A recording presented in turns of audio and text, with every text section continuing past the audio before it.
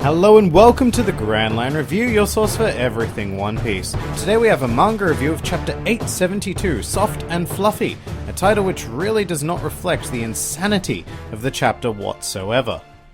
Before we get into it, as this is an issue celebrating the 20th anniversary of One Piece, there are some supplementary materials including a color spread and a message from Akira Oda that I'll be going over after the review, so stay tuned if you're keen for that.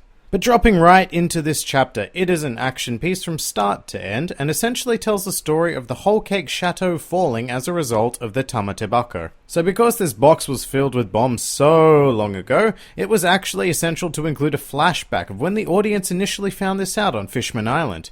And can I just say, the Minister of the Right is absolutely insane. This explosion toppled Whole Cake Chateau, which is a huge part of the Whole Cake Island itself. If anybody had triggered this on Fishman Island, surely the damage would have just been catastrophic. The Minister of the Right is practically a psychopath who could have killed so many fishermen and mermaids with this stunt. Luckily, it occurred in a dramatically favourable situation. It's almost as if it was set up that way. Full credit to Oda for looking this far into the future and taking the time to set up such an obscure plot point, and I'm glad that it paid off in one of the most epic ways possible. So as the chateau is collapsing, we get a glimpse of various characters we've encountered through this arc, including Baron Tamago, who I think is now named Count Chicken through the power of his devil fruit. And this is great because I've been wondering where he's been throughout this whole wedding fiasco. It makes sense that he wasn't invited because he isn't a Charlotte family member, but he is incredibly strong, so it would have made sense for him to be present for security reasons. What makes a bit less sense is the appearance of the two forgotten Charlotte children, Dulce and Draghi, I don't know how to pronounce it, but if you don't remember these two, I don't blame you. They are the two kids holding balloons that kind of look like Fakura from CP9. I'm not sure why they weren't invited to the wedding, maybe none of the young children were to prevent them from seeing the planned slaughter, but at the same time Big Mom doesn't really seem to have a problem with her young children being psychopaths, so whatever. It was just really cool to see the two of them, and actually their balloon ability seemed to be serving them quite well as the tower falls. As all of this is happening, Capone celebrates with what is an amazingly evil look of smugness. It's funny how just a couple of chapters ago he looked and sounded like a main protagonist, and now he's back to being a really evil antagonist. At the end of the chapter, he and Luffy do part ways, but I'm not sure if this is really the last we've seen of him for quite some time. His exit just seems quick. And I feel the same way about Caesar, in fact, especially about Caesar. Let's remember that this guy has been an active part of the story since Punk Hazard, an arc that began around 4 or 5 years ago. For him to just get his heart back and scoot off would be fairly unsatisfying, and I seriously doubt that he's just done. I mean, for one thing, he has no means of escape from Whole Cake Island, so he either needs to join the Fire Tank Pirates or somehow convince the Straw Hat Pirates to take him to safety.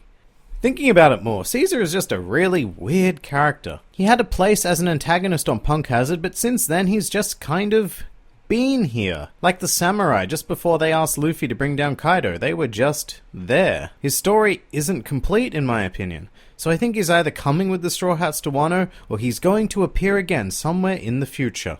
And another character I don't think we're done with yet is the surprise chef Streusen. He is the reason why the Big Mom Pirates exist in the first place, and in this chapter, he's also the reason why they all survived. While everybody was falling to their deaths, he used his devil fruit abilities to turn the chateau into an actual cake, softening the blow. Props to the guy because doing this also saved all of the innocent civilians on Whole Cake Island, but Capone makes special mention of Streusen, saying that, I bet he'd be pretty strong in a fight.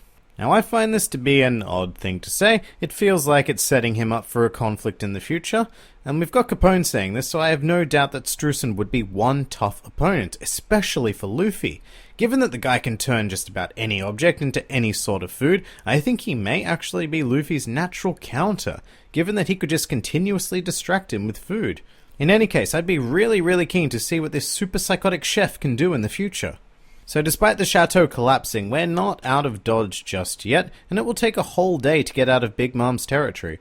As expected, the Big Mom Pirates aren't just going to stop pursuing them, but we have one slight problem, and that is Big Mom herself. The chapter ends with her looking absolutely furious.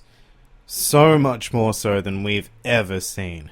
And who can blame her? The wedding cake got destroyed, Mother Caramel's picture was broken, and her entire castle fell to the ground.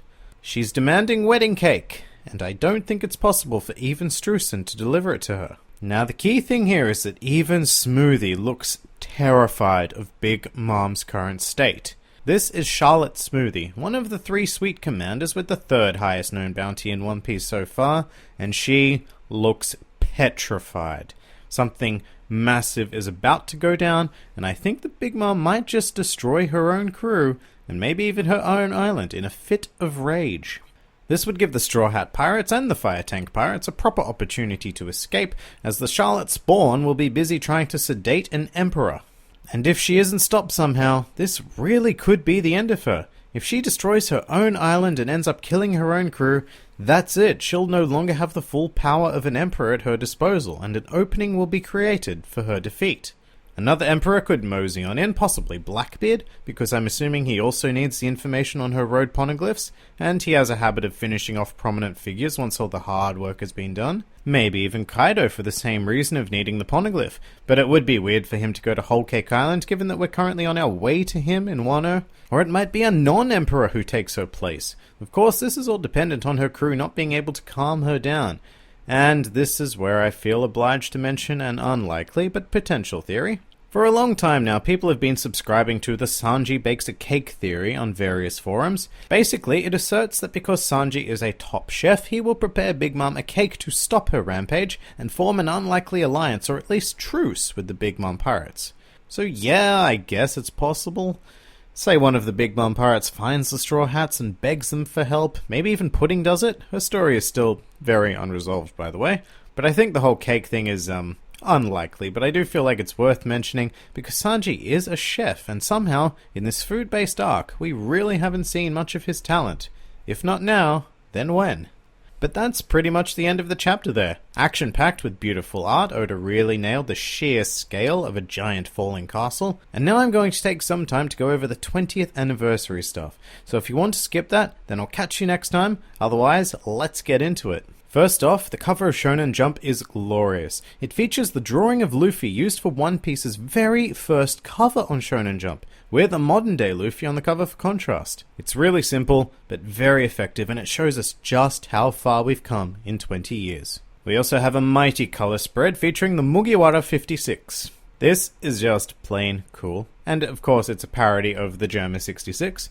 The reason why the number 56 was chosen is because in Japanese that can be translated as Go-mu, as in Luffy's Gomu Gomu no Mi. If you ever see a number on Luffy, it's more than likely 56 for this reason. So we've got everyone here sporting their best superhero gear, and it's amazing. Right away, Brook is my favorite simply because his hair is on fire. This is either the result of him being a rock god, or because of Sanji's Diamble Jumble, which has accidentally lit it on fire. But either way, it is so cool. I think Frankie looks more like a villain here than with a hero with the horns and the cape, but it's amazing nonetheless. We also have some super cool vehicles like Chopper's adorable pink tank, and it looks as if Luffy is riding on a hover tiger, which is a thing I never knew I needed in my life until now.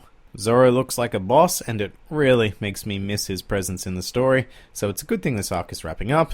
Nami and Robin just kind of take on Reiju's outfit, but hey, they pull it off marvelously. All in all, I wouldn't be upset if the Straw Hats just decided to ditch piracy and break into the world of superheroes with costumes like these. It's a fantastic color spread and one that is going to become a new desktop background of mine. Finally, we have a message from Akira Oda. I'm not going to show it here because I don't want to risk being flagged by Shueisha for copyright, but I will read it to you. Let's see. How old are you? 20 years ago, were you alive? Back then, Luffy was 17 years old, and now 20 years later, he's 19. Wait a second. Did you know that Luffy received his straw hat from a certain person? In the very beginning, Luffy set out to sea all alone. He didn't have any friends. One Piece has a lot of flashback scenes, but they're for one reason. They started when I thought that by acquainting you all with even the childhoods of these characters, you'd feel like you've been with them since they were children. Things like, oh, Luffy's been terrible at telling a lie since he was a kid, or he used to be such a crybaby, or he's grown up so much, or he hasn't changed at all, and Zoro's and Nami's, etc. Because you have done me the favor of watching over them as they've grown, I feel like a deep bond has developed between you and Luffy and his friends. Their story will certainly come to an end one day, but I would like nothing more than for you to continue to adventure with them till that end comes. Thank you for supporting me for these past 20 years. Bear with me for just a little longer. So I love Oda's philosophy behind flashbacks here. The intention of making it seem like we've been with these characters for their whole lives really works, and given that I really dislike flashbacks, it sadly makes them all worthwhile. 20 years is a ridiculous amount of time. I was 7, going on 8 years old when One Piece first began. I wouldn't even discover it until another 7 or 8 years later in my teenage years. But even so, I feel like I've been on one of the greatest storytelling journeys in existence since starting this series. Waiting for it week by week for more than a decade is an experience that can't be equated to anything. I look forward to continuing this journey, and yes, it will come to an end one day, but until then, I'm happy to keep the adventure moving. Bring on the Reverie, bring on Wano, and bring on the Pirate King. And that's where I think I'll leave things this week.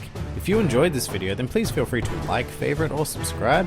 If you're keen for some more One Piece between now and next week, then feel free to check out the rest of the content on my channel, including character profiles, top 5 lists, and theories. This has been the Grand Line Review, and I'll see you next time.